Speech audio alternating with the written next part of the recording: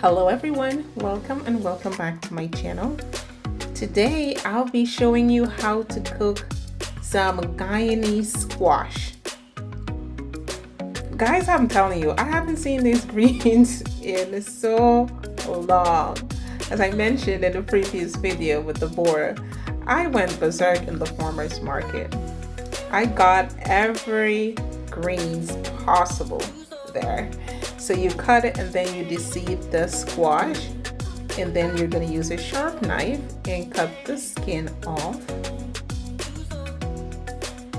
You're going to wash it, dry it, and then you're going to slice it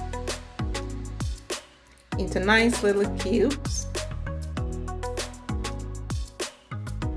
You can use a cutting board, you know. This is how I do it.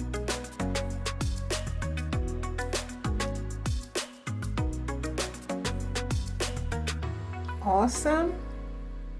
So these are the rest of the ingredients, and they will be in the description box. So to a preheated pot, I added some grapeseed oil, and I'm using some red and white onions here.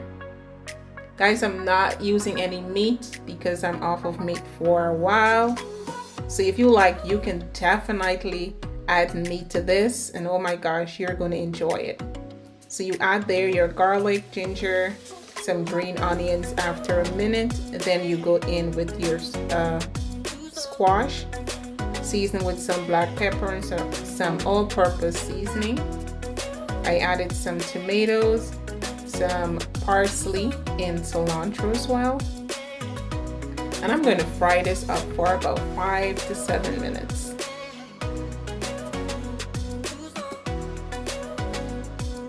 Then I just added some bell pepper. After about 10 minutes, I added my coconut milk and a little bit of bouillon.